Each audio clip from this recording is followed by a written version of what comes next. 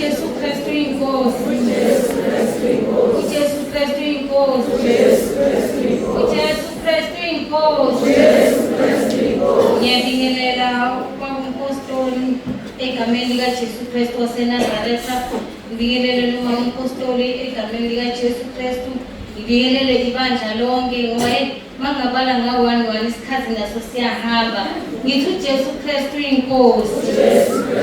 Angathi nokuthi ngaqala kuphi, ngiye kuphi, ngigcine kuphi. Nedlokhu kuvakula kimi ukuthi ngithi uJesu Kristu uyinkosi. uJesu Kristu inkosi. Ngephasika masingiyala Friday kuza kwa-Saturday bengilele lapha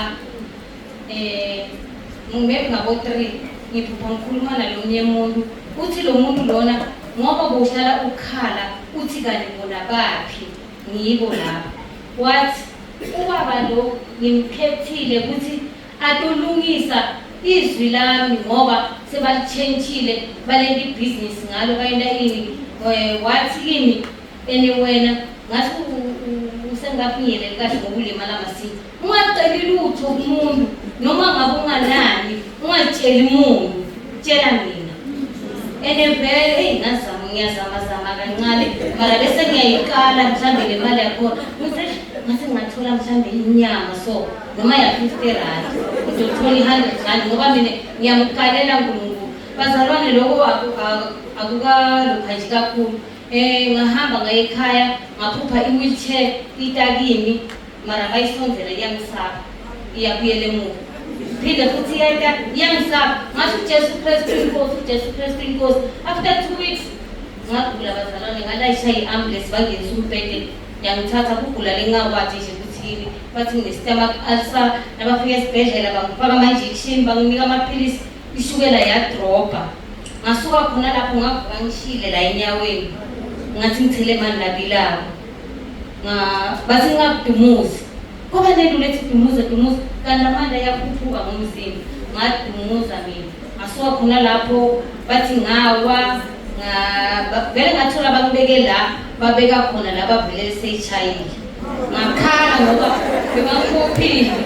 bebangibophile lapha bathi bengilwa ngithi angiyinzawo mina ngihambi nayo babilaza ama-security bangiphatha bangijoba ngalala ngaphaphama ngabo-8 mangiphaphama ngabo-8 ngakhala bathi hayi uChauke akana-next bangikhipha lapha bebangipholise khona nalaba lecture bangimikisa nangahlala bathi hayi namhla saku-discharge sibuyisele esibhedlela sakho ePromoro.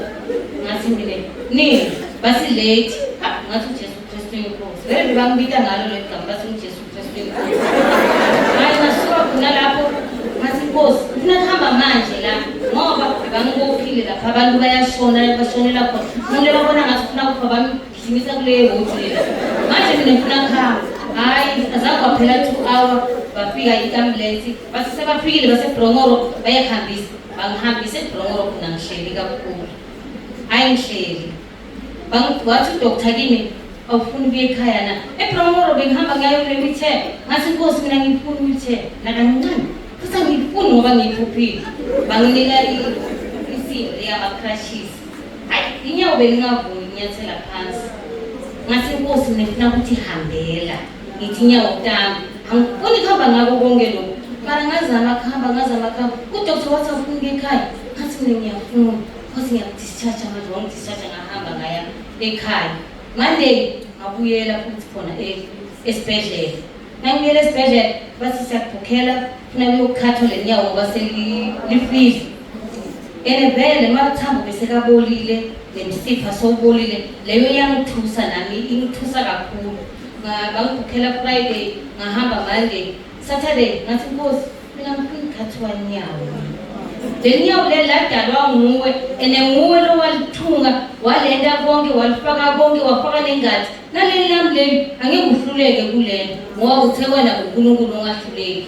Ngaye esibhedlela mangifika esibhedlela basinyakazisa nganyakazisa vele nganyakazi vele nganyakazisa bathi hayi hamba ekhaya uyobuya nini sekukhokhela le date bangikhokhela le ngabuyela futhi ngithi inyawo lami alinzawo ngathi uJesu Kristu inkosi bathi hawu uthi ikona inyawo lifile lelibolile siyokhathwa solubuya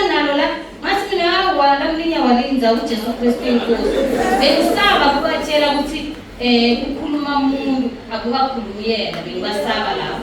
Mara ngithi uJesu Kristu inkosi. Last week mangiya le nyanga lephelile mangiya bathi hayi seliyaphola sizokukhatha lana sifake lapha imbobo yomuntu.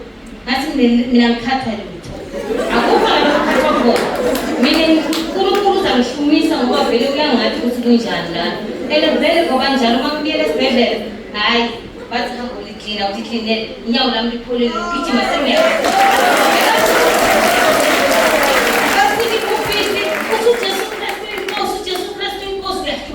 Uyalamba, uyagula, uJesu Kristu inkosi. Namuhla badlule emahloni ngoba angisahambi ngama-crutches.